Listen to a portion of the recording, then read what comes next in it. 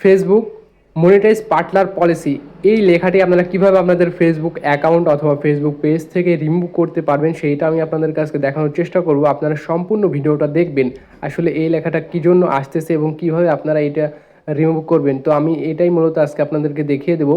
তো আপনারা এই প্রক্রিয়াতে ট্রাই করবেন, আশা করি আপনারা সাকসেসফুল হবেন। যারা অনেক দিন থেকে ফেসবুক প্রোফাইল বা ফেসবুক পেজে কাজ করছেন, করতে করতে হঠাৎ এই লেখাটা চলে আসছে বা এই লেখাটা আগে থেকেই ছিল, তাদের জন্য আজকের ভিডিওটা অনেক হেল্পফুল। আর বিষয়টা হচ্ছে, আর এই লেখাটার আসার কিছু কারণ আছে, সেটা আপনাদেরকে একটু দেখাই।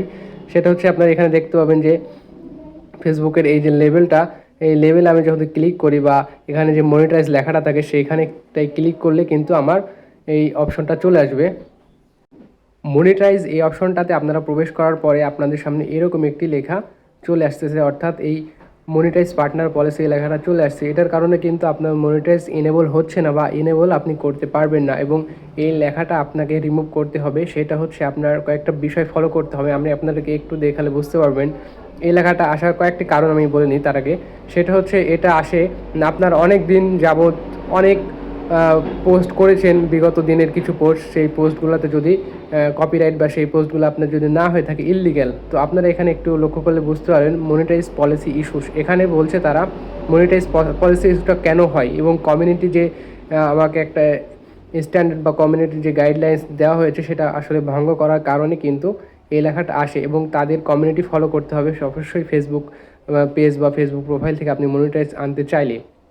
তো এখানে যদি ক্লিক করেন তাহলে কিন্তু আপনারা ফেসবুকের যে নিয়ম নীতি অর্থাৎ একটা রুলস আছে, সেই রুলসটা কিন্তু আপনাকে ফলো করতে হবে। সেই রুলসগুলো আপনাকে এখান থেকে জেনে শুনে বুঝে তারপরে আপনাকে ভিডিও কন্টিনিউ করতে হবে।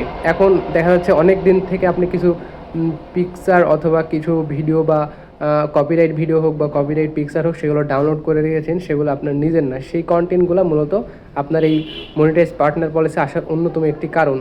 এখন এগুলো আপনাকে প্রোফাইল থেকে রিমুভ করে দিতে হবে। এখানে দেখুন এই চ্যানেল আমার কিসের চ্যানেলে এই কমিউনিটি গাইডলাইন আসার কারণ হচ্ছে তার কিছু শেয়ার ছিল, কিছু ভিডিও সে শেয়ার করেছিলেন, সেগুলো তার নিজের ভিডিও না বা সেই ভিডিওগুলো ফেসবুক কোম্পানি রিমুভ করে দিয়েছে, এবং সেই আর কি সেই ভিডিওর কারণেই মূলত আসলে কমিউনিটি গাইডলাইন এই লেখাটা চলে আসছে, বা হচ্ছে আপনার এই মনিটাইজ পার্টনার পলিসি অপশনটাতে একটু সমস্যা হচ্ছে। সেগুলো ডিলিট করে দেওয়ার পরও কিন্তু যাচ্ছে না। সেটা আসলে কিভাবে যাবে আমি আপনাদেরকে সেটা একটু বলি। সেটা হচ্ছে এখানে যদি আপনারা দেখতে পারেন যে রিকোয়েস্ট রিভিউ, এরকম কিছু অপশন থাকলে অবশ্যই আপনারা রিকোয়েস্ট রিভিউ পাঠিয়ে দেবেন।